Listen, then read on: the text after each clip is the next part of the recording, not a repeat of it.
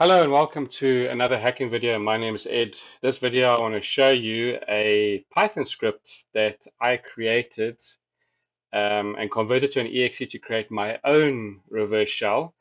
This is still major work in progress, but so far I've got it working to navigate to different folders where it was stuck in one folder. Now, if you remember one of the previous videos I did with the nym backdoor.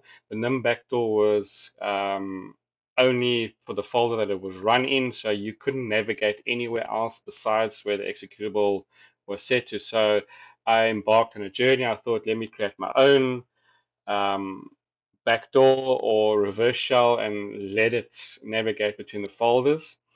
One of the things that I'm working on now is getting PowerShell to run within the window, and then also to get Mimikatz and Python scripts, sorry, PowerShell scripts to work as well.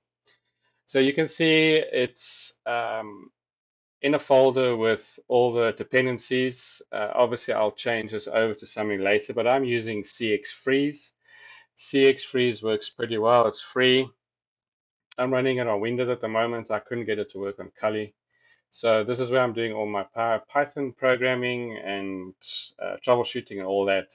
So if you look at the top of the window here, you'll see that I'm listening on port 8080.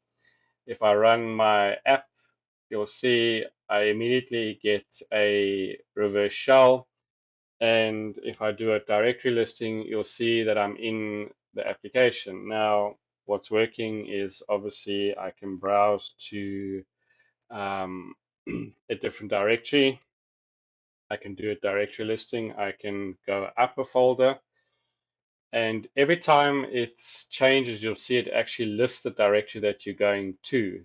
So if I do a dir, there's all the folders of C. If I try and run PowerShell from here, it launches PowerShell, but the moment you try and import a module, it dies, it doesn't recognize it, and then it takes you back to the prompt, but doesn't quit the program. So it's a good thing that it doesn't, kick you out of the reverse shell. But this is, like I say, step one. My own reverse shell is working so far, and look out for part two and more parts where I bring in more functionality with Python, and then obviously I'll combine this into a single exe when I'm done using a PyInstaller or something else later on. If you like my videos, please like and subscribe to my YouTube channel. Thank you very much for watching.